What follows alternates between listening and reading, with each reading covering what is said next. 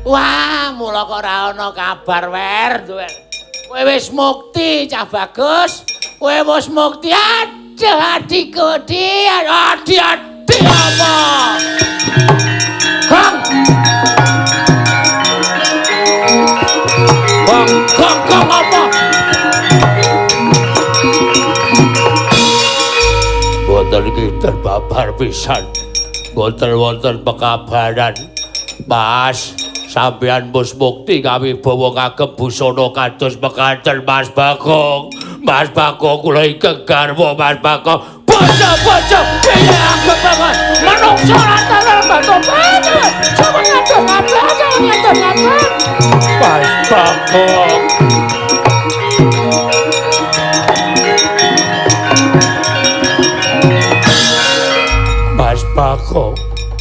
Mas Bagong sampean kok lali karo sumpah sampean. Kowe kencingan apa, Wer? Aku kakangmu Gareng. Aku kakangmu Petruk Lugong sing kok nunggu bojomu kowe golek gawean. Saiki bareng kowe dadi ratu, kowe mukti kok kowe lali karo bojomu. Ban, kula suliyem. Kula bojo sampean, Mas. Piye? Muni kepiye kowe? Hah? Aku ki ratu, Bagong sapa? Bagong wis almarhum. Ora ana Bagong. Sing ana Prabu Selagumala. Sampeyan Mas Bagong, kowe ora pikandak keprok watu jasmu kowe kepas. Ayo, Tru. Selamat, Kang. Pangestumu le. Mas Petro selamat. Pangestumu, Gong. Ora kok le sedih men to. Omahmu sepi, apa-apa ora ana. Kowe ning jero omah ming tenguk nang nggon kursi siji kiwa tengen tanpa ana pepasrening omah, ora ana lemari, ora ana apa-apa. Orden kowe ora tok keki, mung tok keki sarung. Ana apa? Aku karo Petro iki curiga lho, Gong. Kowe arep tak ambiri tak jagara-gara kok malah kahanane omah kaya ngene iki janjane ana apa nek pancen ana perkara ana bab sing kira-kira kowe iki ana perkara kulawarga omong karo kakangmu aku karo kakangmu Petro. Mergo kowe karo aku iki padha-padha anake Semar ku nek nganti ana apa-apa aku ora melu cawe-cawe rak dikira kepiye ngono lho. Piye yo Nang? Piye? Aku tak mati wae Pak Ndra. Lho. Ngopo ana apa? Aku susah tenan dalane ngene iki. Aku sebagai wong lanang kaya ora kanggo rasane, Tru. Sabar. Sabar, Gong. Kabeh ya pancen nglakoni, suasanane ya pancen lagi kaya ngene. Nyambut gawe apa-apa ora entuk, nyambut gawe ngono ngene ya ora entuk. Monggo kowe karo aku butuh mangan, ning kabeh ya nglakoni, kabeh ya ngrasake. Ning ora kaya sing tak rasake, Rek.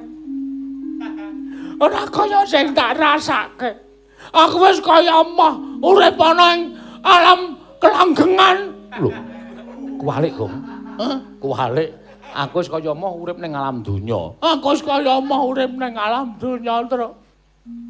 Nandur telo le panen kedhisikan tikus. Wis dijebol ming gagang tok. Pari dipangal emprit. Ah sing ngakon ngumprit akeh banget ning witmu ya sapa? Hah? Sirku ki tak nggo lawuh. Aku jebol senjata makan tuan. Wit ringan ngarep omah tak ingoni emprit saiki dadi ewon. Anggere aku arep panen serang dhisik. Aduh, Tru. Londrene adimu.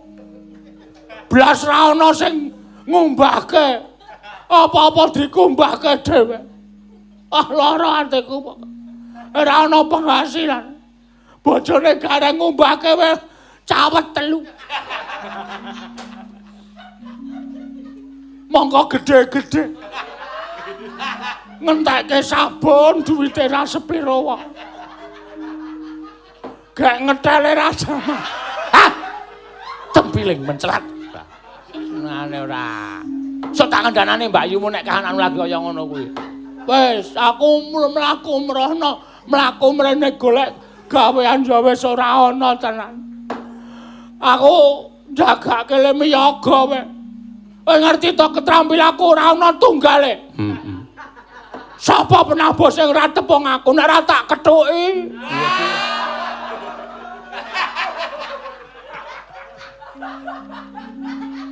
Ameng kethuke kok gleleke. Aja penting aku kacamata.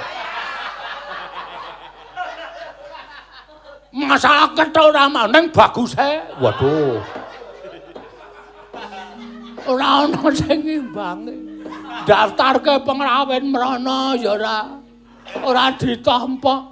Daftarke pengrawit ketoprak ya ora ditampa. Uyan-uyan ya le muni kethuke ora nganggo apa-apa nek uyan. Mergane kethuke ora nganggo gendhing kethuk kerep. Oh.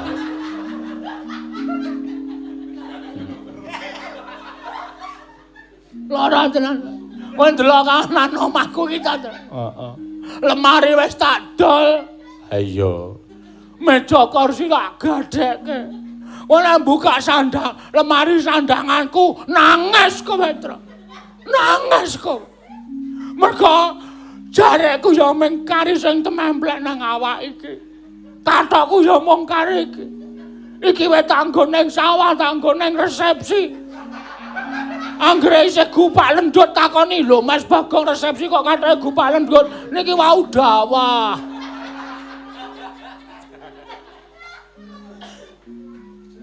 Aku tak critane ngono iki aku ya kelara-lara kok. Wis Gong ditatak-tatake.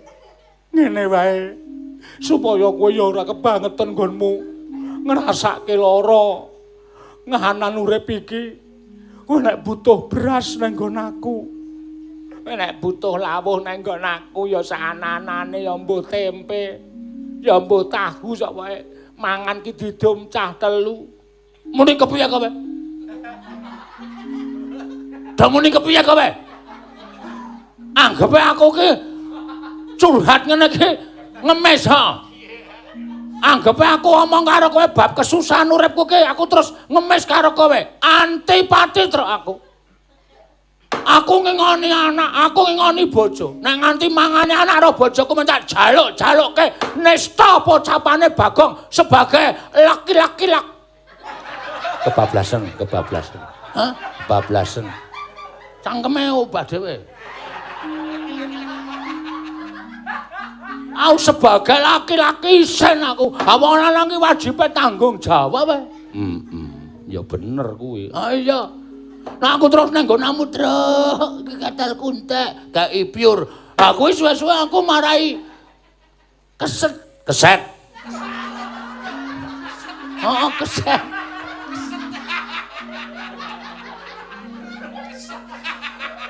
Ini kan padha wae. Lah iya.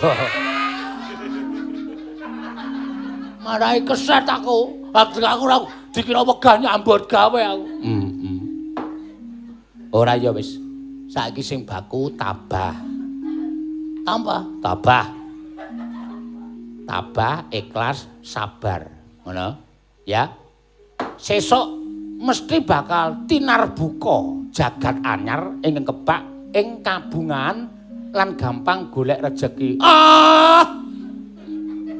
Teori. Kata-kata kuwi ngono. Aku sengit nang ngono. Saiki ditabah-tabahke, saiki diikhlas-ikhlaske. Besok kita akan menggapai sesuatu yang lebih indah. Indah apa? Tong sasi lho, Reng. Hah? Pitong sasi. Aku wae iso mangan cukup, mangan mung sak sendoke wareg kok. Aku iki lho, Reng. Aku ki nek ora akeh ora wareg. Ngono. Hah? Aku tahu awal-awale ora wareg kok. Iya. Ayo wong gek bojomu lemu ya. Ngomong kuwi. Edan, aku ngerti keadaan rumah. Aku ki hidup sehari-hari kaya wong eweh terus. Wo. Kanggo mangan wong loro ya adang aku. Edan tenan. Ya kala mangsa ajar poso. Hah? Hah? Ajar poso.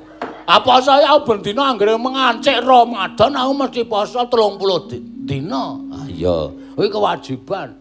Ah masa wis poso 30 dina sik kon poso terus. Lah Ramadan sok kapan aku tak takon. Wah ya Bagong yang tenan kandan-kandan. Ya saiki sirmu piye? Karepmu piye? Ora iki aku tak takon kok adikku wedok kok ora ana nang jero. Ngapa? Men ora entuk metu. Lah kok iso ora entuk metu?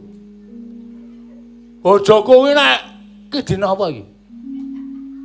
Ki dina Minggu. Dina Minggu ki bojoku ki mbuh turunan siluman kok. Sebabe saben dina ki molak-malik. Oh to. Nek Minggu ngene iki tak pengen metu mergo ayune minta ampun. Weh. Ora tau ngerti ta kowe? Kowe nek ngerti dina Senin to? Heeh. Nek Senin ki kok kere. Oh. Nek Minggu ngene iki ayune minta ampun. Engko Selasa kaya juragan emas. Weh. Engko Rebo kaya tante-tante. Heeh. Engko Kemis kaya Bu Bariah lho, Tru. Ah iya. Mola-male bojoku kene ya semeh kebacut awake bojo. Ah iya. Iki nang jero lagi ngopo? Ora ngopo-ngopo. Oh ya wis nang jero wae. Nek kakangne loro teko ki mbok ya saura-urane gaweke wedang. Piye? Gaweke wedang. Netangi kamurkanku kowe. Oh tak omongi ya. Aku ketesuk lagi wedang putih, Truk. Kok kowe njaluk kon gaweke wedang iki saya kedelak-delak uripku. Men saya kedelak-delak uripku. Aku nek buta ngombe wedang legi, kuwi meng wedang putih karo buka majalah sing gambare wong ayu. Legi nang telak. Oh. Ngono lho? Wis, sakar ngopo? Gara-gara kok. Gara-gara ngopo? Gara-gara kewajibane awake dhewe. Aku wis ora arep netepi kewajiban nek carane. Uripku wis krekoso kok netepi kewajiban. Awang do ndelok aku do seneng do guyu. Ning uripku sing ngrekoso. Kowe ngerti ra, anggere aku bar gara-gara iki aku nang pojokan lapangan kae nangis terus aku. Aku ki iso nglipur wong akeh kok uripku dhewe ra ana sing nglipur. Lara tenan ora aku ki nek carane ngene iki, Tru. Tan samar pamoring sukma. Ong sinukmaya winahya ing asepi. Ong pambukaning warana tarlen saking liyep-layape ngaluyup. Ong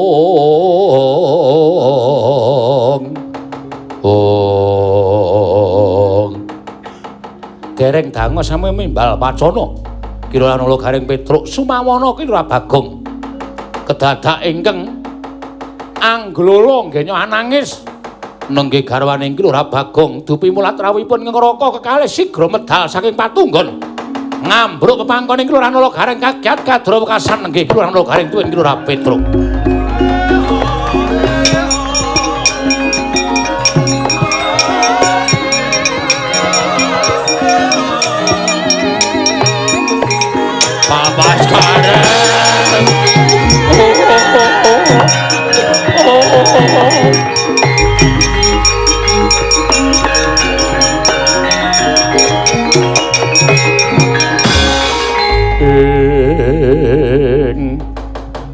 Punatwata mirah ingsun prihatin waspokung mijil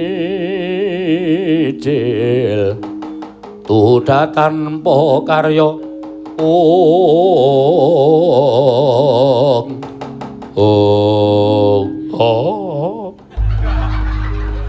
Kang Baskara. Iki ngapa iki? Iki ngapa, Wer? Bojomu kok metu saka omah kok ambruk ning pangkonku nangis glogo iki ngapa iki? Ngopo Gong tok kapake, Gong?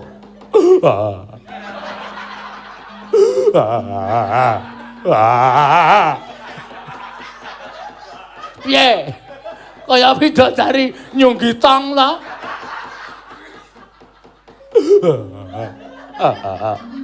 Kula suwun pekayoban. Kula suwun pekayoban, Kang. Ora, Gong. Ora tong sik. Dik kowe tenguka sing apik, tenguka sing apik. Isin kula. Kula isin. Kula isin. Lah. Raimu kok kaya ngono iki ngapa wae?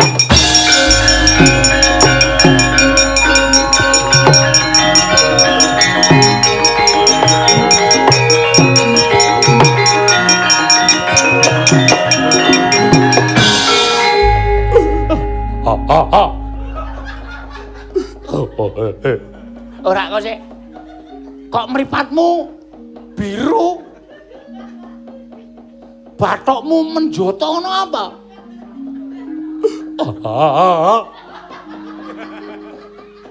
Kula tak matur. Nek kula ajrih kalih Mas Bagong. Laporan. Menono sing belani, laporan. Gawe aku tak ngikir graji. Sik to Gong, sik Gong. Kusike kowe engko nek nganti main-main mungsuhmu du bojomu lho, aku lho. Iki bojo lho, Gong. To ngapake? Kula badhasaken matur. Sakit parah kula. Kula suwun pengadilan. Napa sing kula lakoni niki mergo gen kula kawrat lan ngeboti kalih Kang Mas Bagong. Mundur. Kene mundur kene. Nek wedi nang mundur nang mburine Bagong mundur kene. Kok nek Bagong macem-macem tak dupane raine. Kok kaya ngono kowe, Wer?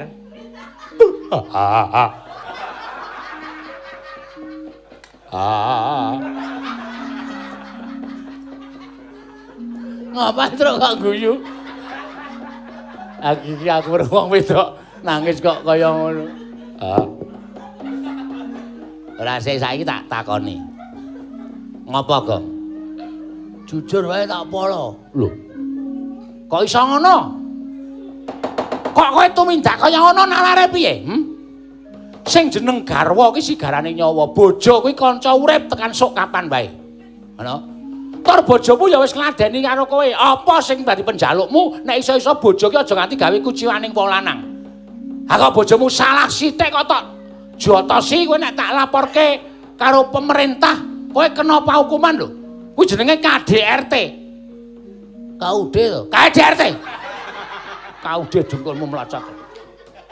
Kuwi jenenge KDRT, kekerasan dalam rumah tangga. Ora entuk. Kowe nyuwara elek kowe nek bojomu ora trima, dilaporke karo polisi kowe iki kena. Men, tak jarak nek pancen aku arep tak hukumke hukumno. Ora apa-apa aku ora masalah. Malah plemu aku ning Pakunjaran. Ora nyambut gawe ra ketang madange ming sego kobes.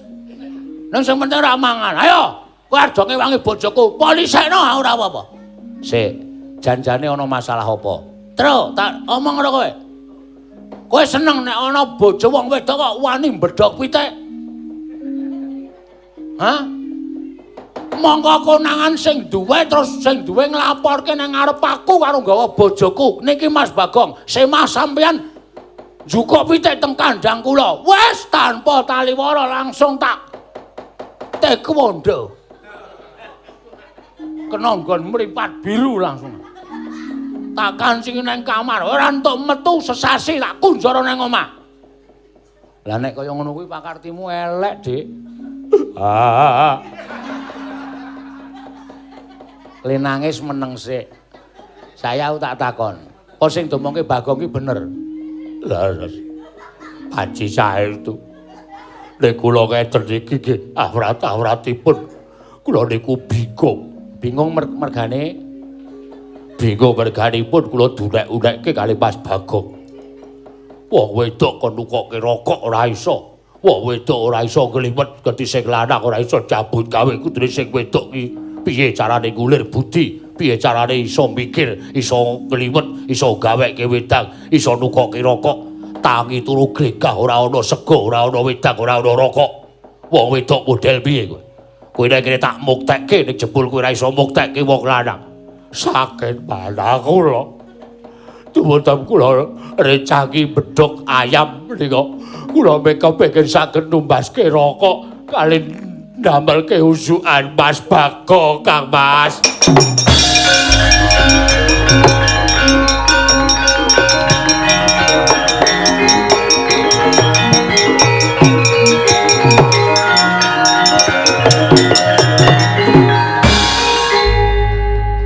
Kuwi apa wis pas? Nek ngono kuwi apa wis pantes kowe dadi wong lanang? Sing kudune iso nyukupi rumah tangga kuwi kowe wer pok solo pok. Kowe ora duwe hak nembung karo bojomu, tukoke rokok, liwetke gaweke wedang. Monggo kowe ora nyambut gawe. Monggo kudune wong lanang ki ngayani karo sing wedok. Ngono. Ora sak penakmu dhewe. Kowe aja menang-menangan dhewe. Nek kowe nganti nyempalani bojomu, kowe ngajar bojomu kaya ngono, mergo dasar perkarane kaya ngene, ora sudi aku ngaku adi karo kowe. Aku ora sudi duwe adi suwijining wong lanang sing kurang tanggung jawab kaya ngono kuwi.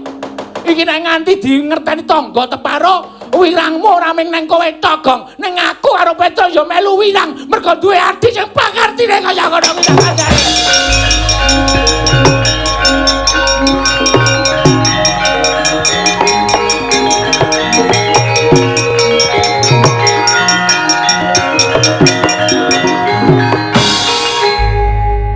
Apa ngerangkul barang? Ada. Pakai waktu jo meleh. Ora kene kowe mene yo. Mene. Mene yo bojomu wis nangis ki lho. Ngene nganti kowe dikampleng tak kamplenge. Rono.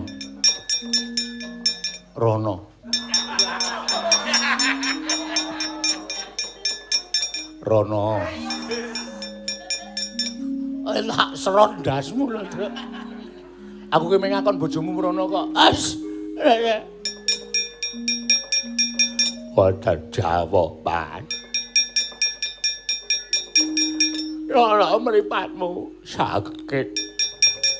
Bathukmu sing tak tendang kowe mau ya lara. Sakit. Sepatu bale tak obonge mengko. Wah, ale nendang sepatu bal kok, Truk.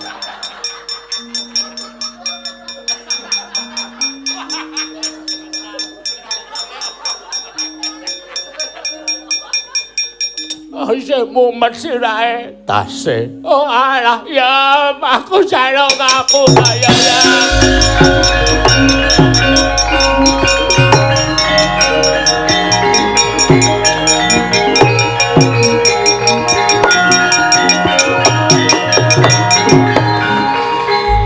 Aku jaluk ngapura. Aku sumpah, muga-muga sana aku ketemu wong ana perkara, aku ben dantel mataku. Karo men ditendang nganggo sepatu bal. Nang kudu golek perkara karo pemain bal-balan. Ha iya. Boten dados napa. Njaluk ngapura ya. Nggih. Ora, tidak ada harusnya aku berkata begitu. Nggih. Ngono ki rak Padang to, Le? Padang. Padang. Tak kira nek Madang. Nggih mboten napa-napa. Reng, apa? Truk. Ora melu gara-gara Reng. Lho, ngapa? Gandeng ndara-ndara ya wis ora peparing mergo kahanan kaya ngene. THR uang pesangon ya wis dirana. Aku njaluk pamit ya terus sementara aku tak lungase. Oh iya, lar nendi? Aku arep golek gawean sak entuk-entuke.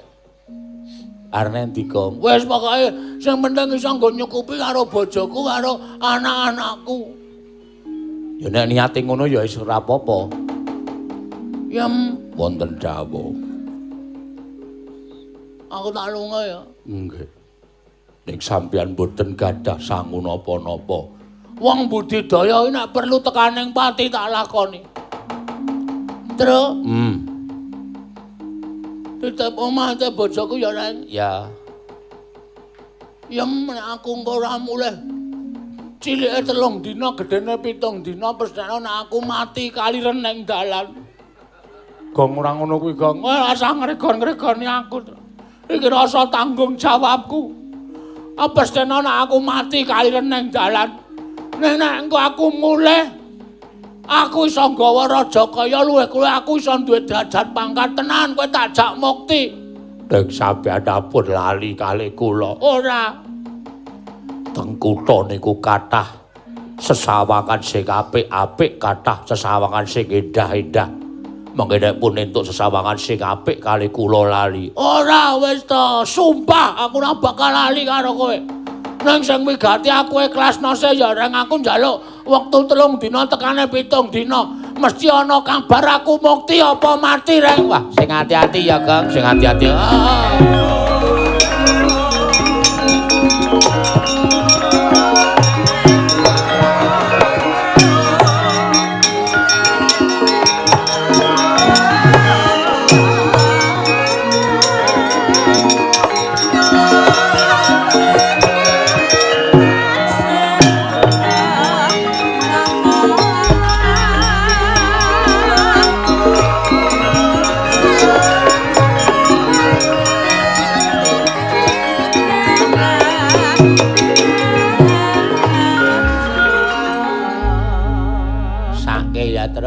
Ya dinggo lakon nek ora apa-apa. Heeh.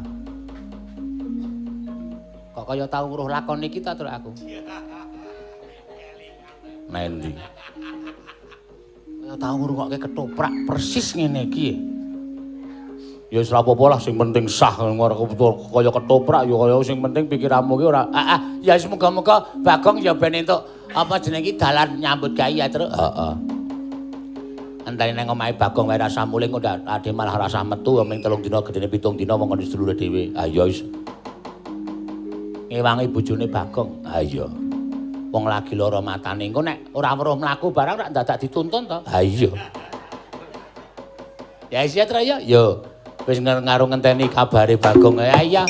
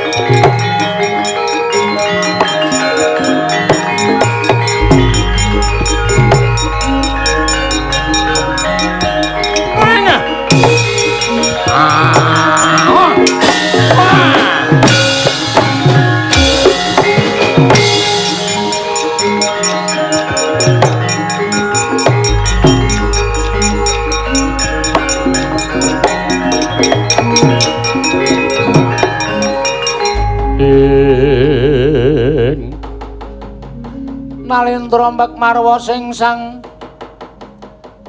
mangyat kurdaka tekaping dirika sang pinarwasa om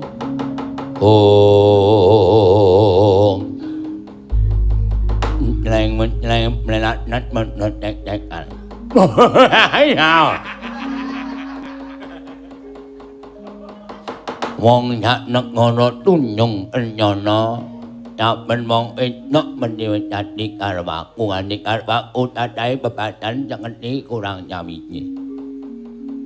Ning ana kawula nek anakku sing ora kelem tak meput yo ya kuwi meng kowe Ariwati, Ariwati. Nyuwun pangapunten sinuwun. Kula menika namung kawula alit. Kula menika namung anakipun kawula alit. Ewadene ing menapa paduka badhe mengku garwa dhateng kula. Panjenengan winane pekaremaku. Panjenengan winane pekaremaku nggonku ngarep jeneng wong padon ndak ngakake ngaluul. Nyok Rawati mau tenuk.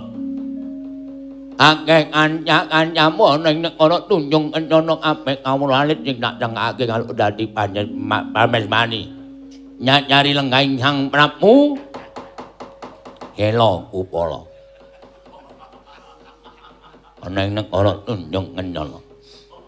Ora bakal weti ana ing ancur paput nanging bakal tiba ana ing kuwalik. Ora bakal weti ning padat nyuni nang kowe banget tiba ning kancur papun kowe tak repek bojo nek upama kowe dadi panjaluk kowe dadi karep damet mari gandeng kanca-kancamu iki kalah ayu karo kowe tak dadekke pramet mari ning kowe ngelem dadi bojoku Tobat estunipun kula ajrengan panjenengan namung nyuwun mahapunten kados pundi anggen badhe kula nglampahi jero panjenengan kula nyuwun mahapunten kula mboten gadhahi raos tresna kan panjenenganipun Sinun Prabu Sela Kupala. Kowe ngendhani kamulane napa? Kawulanipun Maduka Sinun Prabu Sela Kupala. Kowe urip ning negara ngendi? Wonten ing Tunjung Kencana. Wonten negari panjenengan. Menine kowe ngerti napa yen dadi ratu ning negara Tunjung Kencana? Panjenengan Sinun Prabu Sela Kupala. Saknamo perintahing Prabu Sela Kupala kowe ora kena nyelaki. Saknano ing ora kena nyelaki. Saomongan nang kenyane Prabu Sela Kupala kowe ora kena nyelaki dadi. Kowe kudu gelem dadi monyokmu. Kula mboten saged nglampahi. Piye? Kula mboten saged nglampahi. Piye? Kula mboten saged nglampahi. Nyok amik ngempung atiku. Nyok amik ngempung atiku.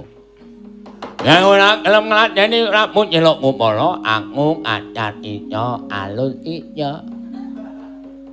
Nek kowe ndak gelem tak cum nyaron-alun, aku kudu nganggo nyaron ingkang acat.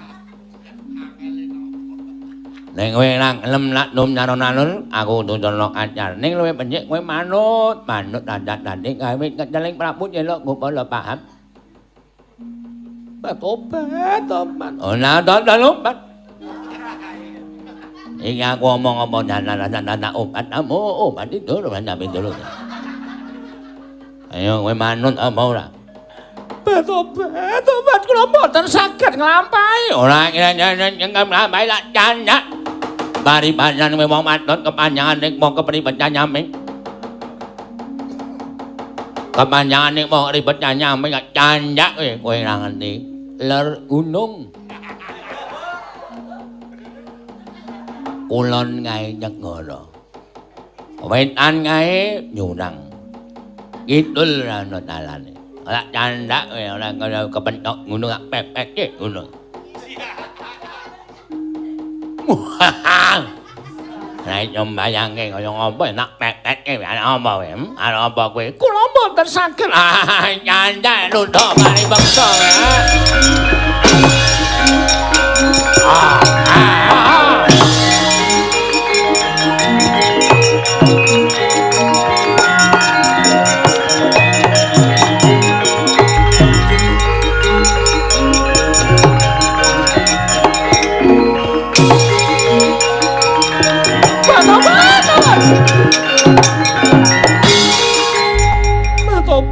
Tobat lah kok dadi kaya ngene lakoning Sariwati.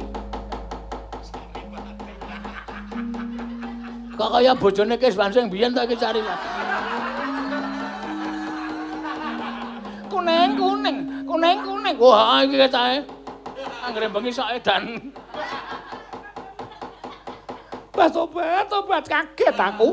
Ucal saka tanganing Nalindra ing Tunjung Kencana Prabu Sela Kupala. Lah kok iki dadi tobat iki persis banget rupane gek iki anake sing terlantar. Aja ngawur gawar ngawur kowe. Wong eleh iki gampang naik darah. Wis rong dina iki aku ora mangan mlaku terus tanpa mandeg prihatin golek gawean. Aku dadi kowe ngomong kaya ngono sampe namu dhewe Batoban, kowe iki balaning Prabu Sela Gupala. Ora tepung karo Prabu Sela Gupala, ora sudi. Ora siut kowe wong apa marmut. Lah terus kowe sapa? Aku Bagong. Saka ngendi? Saka Karang Kadempel. Kowe kok mlayu-mlayu ngapa kowe? Jenengmu sapa? Aku Sariwati. Sari Murni, Sariwati. Kok kaya minumang. Mlayu-mlayu ngapa, Sar? Aku dioyak-oyak Nalendra saka ing Tunjung Kencana jenenge Prabu Sela Gupala arep dipek bojo. Aku iki dioyak-oyak ratu arep pek bojo kok. Emoh. Wong wedok ngendi to sing ora kepengin mukti, wong wedok ngendi sing ora kepengin kecukupan apa-apane iki nek dipek ratu ki langsung gelem Batoban. Dudu watakku ya dudu watakku. Aku duwe watak.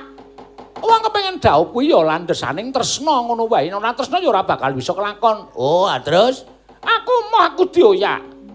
Aku terus ketemu kowe jenengmu sapa? Aku Bagong. Bagong? Heeh. Malah aku njaluk tulung karo kowe Bagong. Kowe ngerti ora? Kawula sak negara Tunjung Kencana kabeh padha rumangsa kesiksa batine. Merga disababake tingkah laku ning Prabu Sela Gupala ing watak Angkara Budi Candala. Yen kowe iso mateni Prabu Sela Gupala Batobat apa ya bisa kowe dadi gumanti keprabaning Prabu Sela Gupala?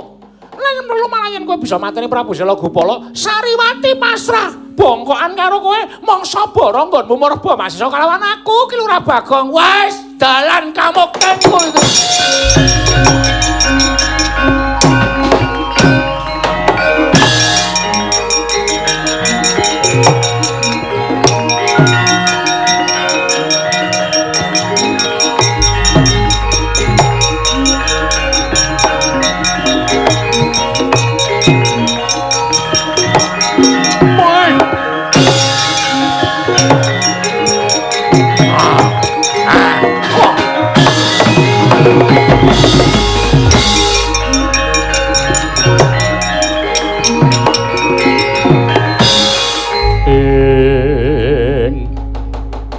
Kepapak keperanggul mungguing ngayuda kepapak bawat nyobentar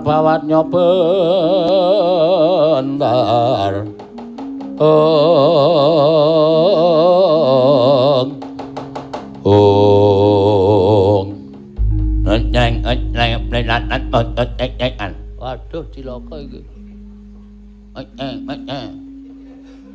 Wah, ya Tunjung Kencana iki mbok menawa negara luar negeri dadi bahasane beda. Napa memak ngangklan kancang nyekati lakune Prabu Sela Gupala. Takon karo aku Bagong, kowe sapa? Prabu Sela Gupala. Apa? Prabu Sela Gupala. Ninom Sela Gupala. Sela Gupala lancar maranyata. Ngapa kowe mlayu-mlayu gup? Gup nengulmu melanyat. Jenenge Gupala kan ngundang sapa wis? Ngoyak karo calon bojoku. Weh, napa calon bojomu? Dewi Sariwati. Narenon. Nyucuk kuwi. Sariwati calon karep aku. Aku wis ditritani karo Sariwati. Nek kowe Ratu Angkara budine nista. Kowe ngendhak karo wong wadon, kowe ngremehke derajating wong wadon. Pendak-pendak wong wedok ning negaramu yen ayu tok pek bojo. Nganti bojomu ora iso diitung pira cacahe. Klebu Sariwati iki mau ya arep tok pek bojomu. Mula Sariwati terus wadul karo aku. Aku ora ngetrima nek ana ratu watake kaya ngono. Ngolan. Malah dolanan sepur. Pun nengulmu melajan. Menceleng-mencelengi pelit lanat montot nanti pepalangi Prabu Sela Gupala. Yen iya arep apa? Oh, wani anakku. Sing tau wedeni apa? Ora minggal ora kletak-kletak dening aku. Lah rumang ngethak piye? Cangkemmu ketutupan terong semono gedene kok. Iki irung. Iki lunak. Iki yo ndungahke iso tintunke. Panjen posisine nek dong ora diapak-apake ya ngene iki. Gentayang medun ngono ya. Iya. Sok kaya andeng-andeng ah. Men ketok piye ngono. Ngono dong kula letak ning awake.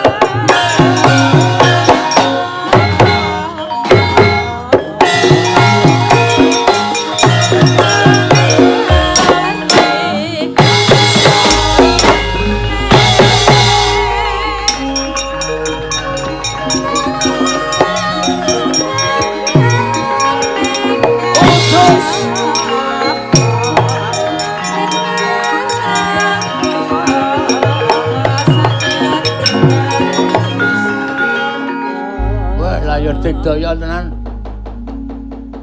Aku diklethak rasane ora kaya kecokot tuntu keri. Kaya dimot mingan. Geli rasane ya. Sela Gupala. Kowe aja gleleng kowe. Kowe ora ngerti sapa sejatine Bagong. Aku ayang-ayane Semar Badranaya. Semar iki bapakku. Kekuatanku sejatine padha karo Semar. Ya meng aku ora iso ngetokke kekuatanku. Ora ngerti rapale, ora ngerti aji-ajine. Ning jane aku nek wis gelem matek aji, epek-epekku tak gathuk tak gonggrayang awakmu. Ora sirna merga layu aja duntang Bagong tak kandhani.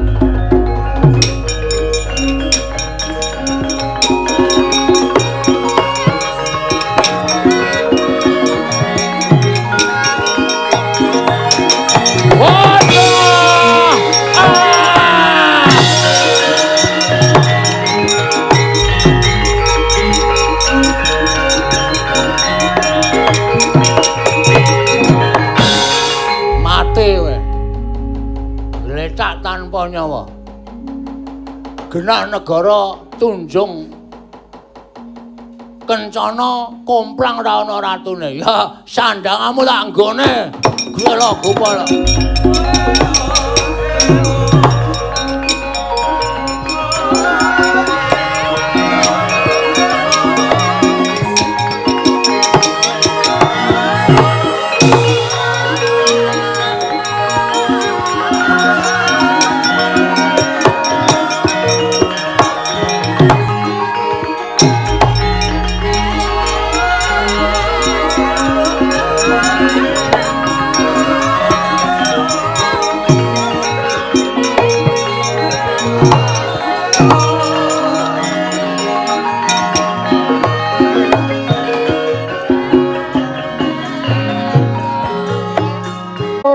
Kene dongane engkung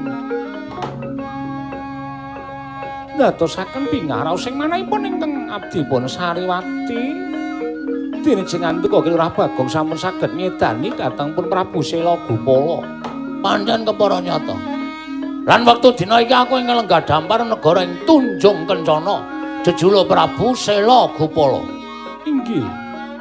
Nah kejaba saka kuwi aku nagih janjimu Sariwati. Piye? Kowe nalika semana pasrah bongkokan nek aku iso mateni Prabu Sela Gupala. Terus kesutupun asal batasanmu. Apa kae jenenge?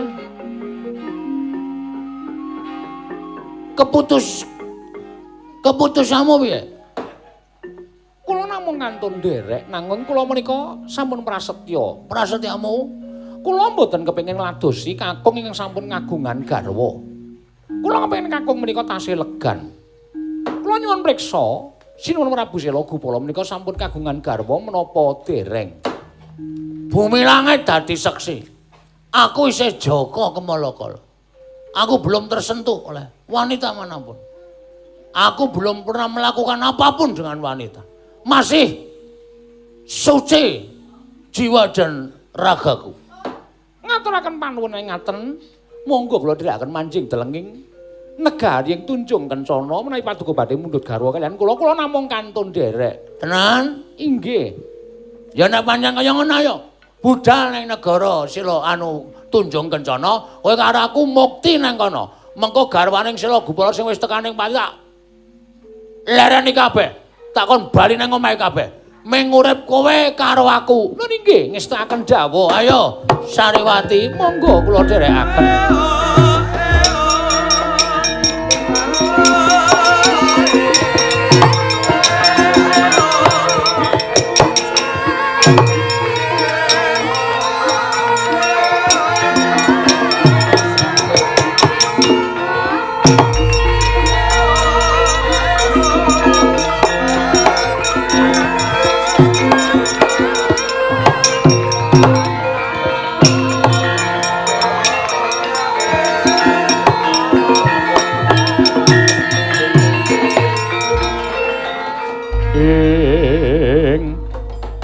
Tan samar pamoring sukma sinungmaya winayu ing asepi sumimpen telenging kalbu pambukaning warana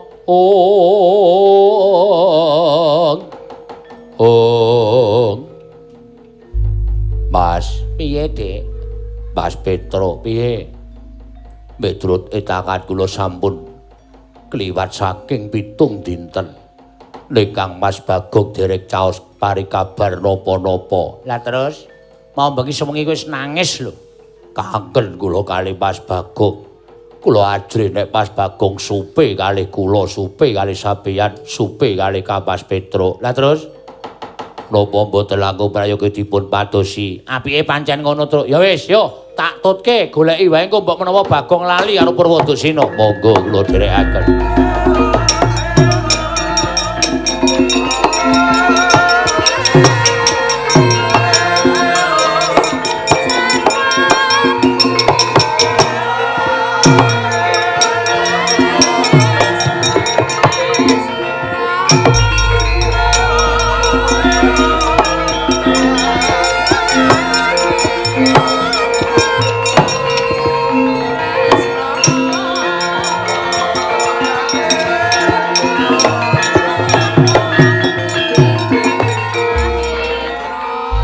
Maremeng pun Kakang ingkang wis bakal bisa dhaup astelemiat karo kowe Sariwati. Inggih Pangeran.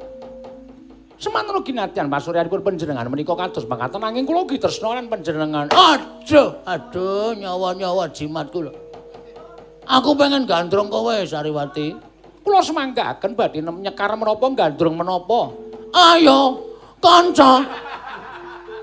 Lho wong gandrung ngatresnan kok gugur gunung. Wis aku meng kuwi. Sanesipun menapa ya? Dadi ati menapa terus? Ah ora dadi iwak enak. Mane dadi ati, dadi gule apa dadi tungseng temonjo. Men dadi ati nggo ngapa? Sae-sae le nembang. Inggih ngestakaken dawuh. Gegarane wong akrami rungono petobat suarane kasar ning apik. Heeh. Aku duwe geng jenenge Sariel. Menapa menika? Kasar tur ngeyel. Tutu panda tutu rupa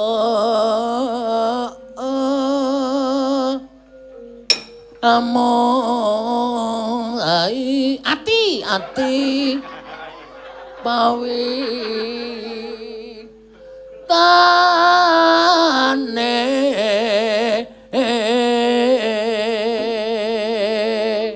aduh aku tak cekel gelukungan iki le merinding tekan kempel lusut luput karang bahasane iki dhewe-dhewe ya ana lho sing sinden muni lusut pisan luput pisan kena pisan yen gampang luwih gampang.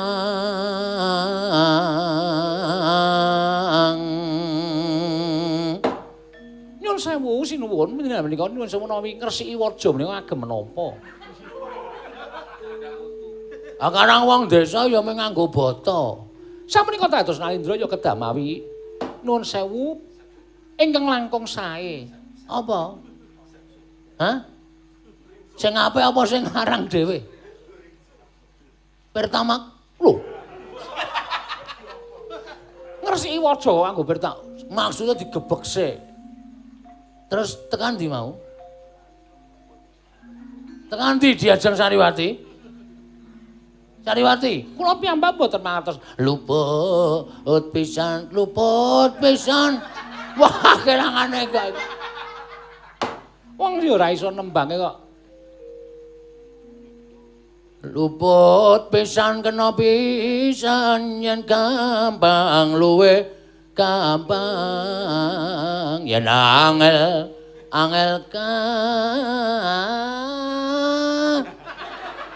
langkung tan kena tinumbas arta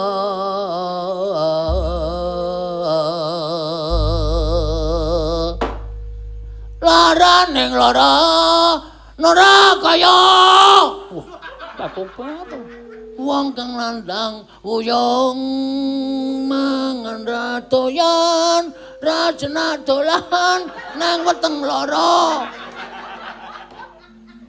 mong kudu weruh wateng ati do kusuma asu ayu Babalong janur kowe usada wong kang nandak apik gugur gunung Sariwati namung kula nderek obat-obat kula nyuwun pangapunten sinuwun menika sajaipun wonten tamu lho ora met pasang kaliman tabek sapa tamu wani wis jaya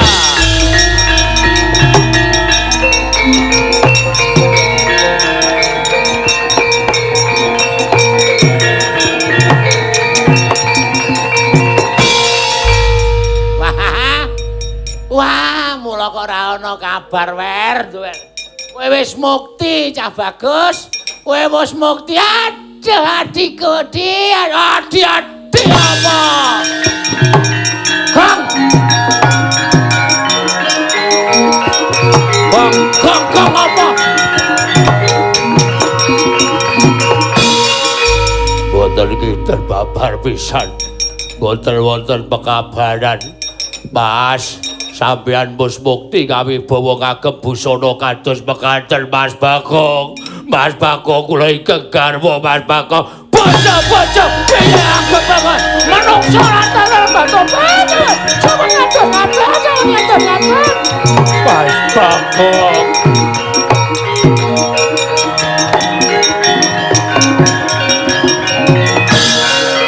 Mas Bagong.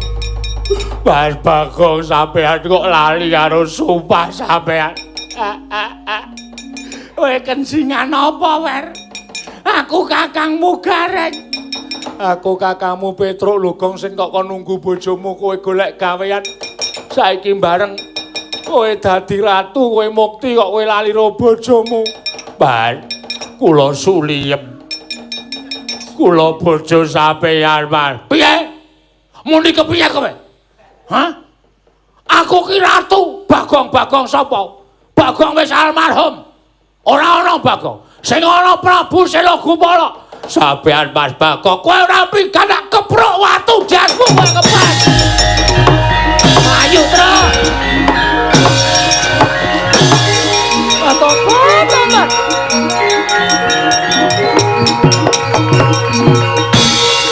Mboten nginten babar pisan kula nyuwun pangapunten. Samenika kula nyuwun pirsa dhateng panjenengan. Ngapa Sariwati? Panjenengan tasih legan menapa sampun kagungan garwa? Yen menek gampang ya gampang, yen gampang luwih gampang ya ben. Ning kula nyuwun pirsa panjenengan menika sampun ngagungan garwa menapa tasih legan? Ayo. Kanca. Batu-batu pas kula mboten betaken gugur gunung. Kuwi tembang penuh gotong royong lho. Kudu dieleng-eleng ora kena kok. Kula nyuwun priksa panjenengan sampun kagungan garwa menapa tasih legan. Kowe iki percaya karo kae to? Kae mung wong sekeng-sekeng. Kae wong melarat sing kepengin ngaku aku karo aku. Memper do kepengin ngaku aku karo aku bareng aku wis entuk kamukten kaya ngene iki. Aku ora tepung karo Suliem. Aku ora tepung karo sing ngaku jenenge Gareng. Apa meneh sing dhuwur irunge dawa kae aku ora tepung. Kowe percaya masmu apa? Percaya wong kere-kere kae? Beto-beto. Menika mangke badhe boten saged dadosanipun lho sinuwun menawi sing ngandika sinuwun. Prabu Sela Gupala mboten ngakeni dhateng kegarwa. Kowe iki nek kowe ora percaya, kae tak oyahe tak keprukane watu sirahe Pak. Beto-beto.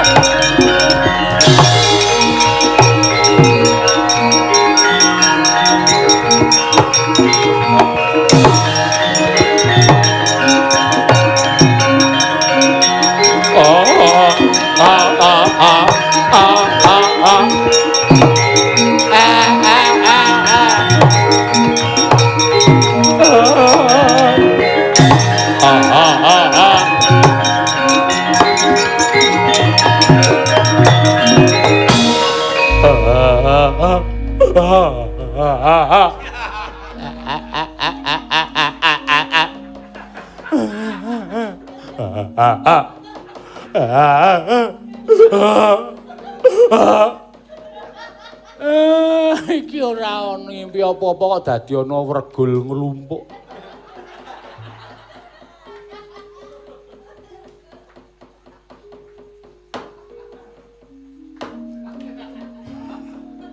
Wong padake regul.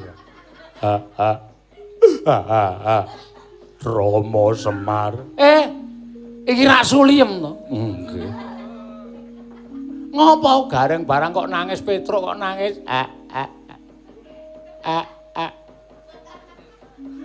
Ngaturaken ketiwasan, Pak. Nalika semanten kula niliki Bagong teng griya. Bagong niku arep kelalu merga kahanan uripe. Bagong wis mala bojone merga keluputan terus Bagong eling sadar nek apa sing ditindakake niku kleru. Iso. Bagong terus lunga titip bojone kalih kula kalih Petruk. Reng nek aku ora bali 3 dina gedene 7 dina aku mati ning dalan Kaliren. Nek aku engko mukti kowe tak kabari. Aku lho nggih weling kalih Bagong, Gong aja lali karo bojomu lho. Ora, pokoke sumpah demi Tuhan aku mesti nek mukti bali. Bagong saniki wis dadi ratu. Mbah saka jalane saka napa ning nganggo sandangan Nalendra jenenge Prabu sinten wau Suragupala. Heeh. Gandrung karo wong wedok lagi do roman. Dumadakan bojone teka, bojone diantemi, ngaku nek udu bojone. Bagong ora ngaku nek Suliem adi kula niki bojone. Wah, kepanjingan apa kae ha?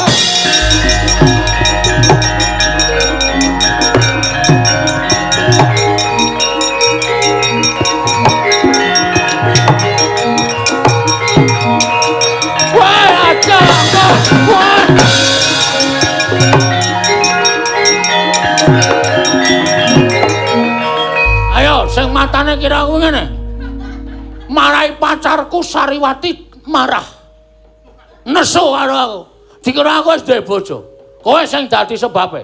Sing mirunge doyene. Catut matane. Oh, kejem banget ya, Tru. Aku dadi malik tinggal kaya ngono ya. Iso wae iki. Hah? Iki sing ngarep ki nek dikai bathok kaya bulus lho iki. Sirahe iso ndelam-ndelum.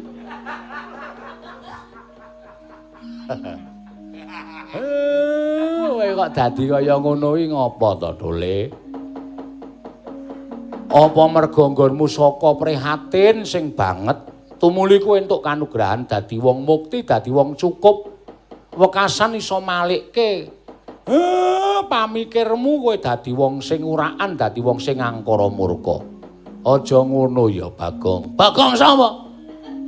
Ngawur. Sura Gupala. Lairku siji Sura. Nang isor Gupala. Mula jenengku Sura Gupala. Lah ku lair nang ngarep SMKI.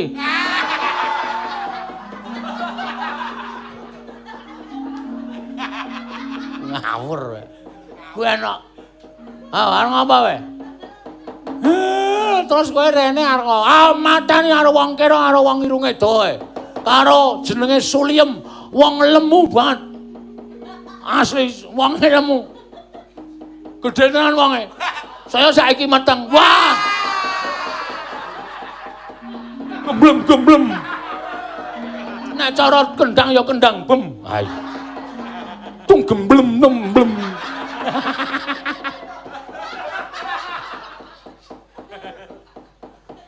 Sanggo latihan ngendang karo bojone mesti. Kon mbrangang terus dirahi keplaki tumblong tom blum.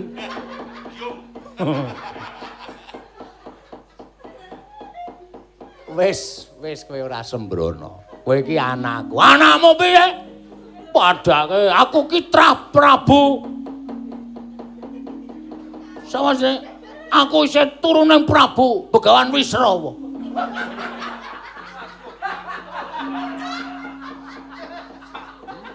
Aku isih eyang buyutku ki Prabu Sumali. Mali kemali ngono. Pak, mbok tambahnono, Pak. Kowe ketoke wong edan ning jahat banget iki. Sing ngomong nek Prabu Suragupala ki trahe Begawan Wisrawa ki sapa? Nek ngono kowe Sule Dasamuka. Ha kae eyang. Lho. Sapa-sapa kok eyang?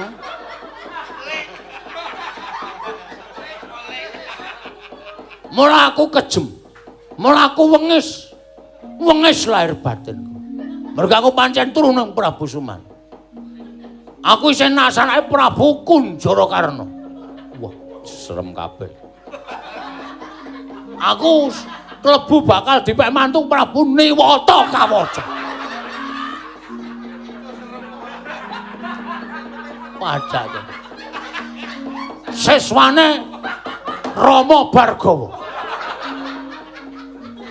Ayo, areng apa kowe? Aku nek digdaya ya digdaya. Aku kekasih Sang Hyang Bathara Wenang. Kelangenane Sang Asih Prana. Ya Sang Asih Prana ya asih bu bakule lotek. Saedian ora. Hah, arep apa kowe? Ngapa Mir? Kok Mir? Ayo kowe, kapokmu kapan kowe? Tepung ta? Ora iso. Aku nggon aku ki nek kata-kata terakhir ki mesti tambahi Mir. Arep nanti Mir ngono kuwi. Kuwi kata-kata terakhir nek cara Bantur iya J ngono kuwi. Lah J-ne iku nek cara nggon aku Mir. Ayo jajan Mir. Ngono kuwi meng kata-kata dialog adat budaya. Pancayo terus yo. Piye? Padake becak aku. Arep tak pancal ki sing numpak sapa? Ora macem-macem kowe. Kocap kacarita. Salebeting Prabu Suragupala. Nalika semanten duka yasinipe panandene iki Lurah Semar katingal komat kamit tutukipun angrakapal daya pangruwatan nenggih kulha balik caraka balik den tamakaken dening Ki Lurah Semar wonten dadaning Sang Suragupala. Oncat digya kala Suragupala ingkang swebatan sukma kemanjing angganing Ki Lurah Bagong.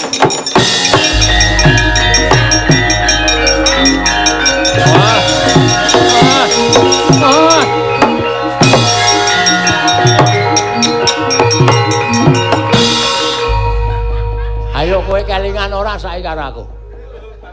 Bapak iki. Kae gareng kae? Heeh. Petro kae? Bojoku nang ndi, Tru? Ayo. Tak koske nggonanmu mesti. Kowe ra kelingan lakon sing kelakon apa? Ora. Ki aku mau goleki karo bojomu. Kowe iki wis mukti lho sandanganmu kaya ngono kuwi. Wah. Aku dadi apa mau? Dadi ratu. Neng Tunjung Kencana Prabu Suragupala. Kowe kang srupan sukmaning Prabu Suragupala sing tok pateni sajake. Kowe gandrung karo wong wedok, kowe sumpah karo wong wedok nek rung dibojo Suliem adiku teka ngambruk neng pangkonmu tok tonyo bathuke. Weh lah. Aku nono ping pindho karo bojoku, Tru. Endi Suliem? Endi Suliem, Tru? Aduh.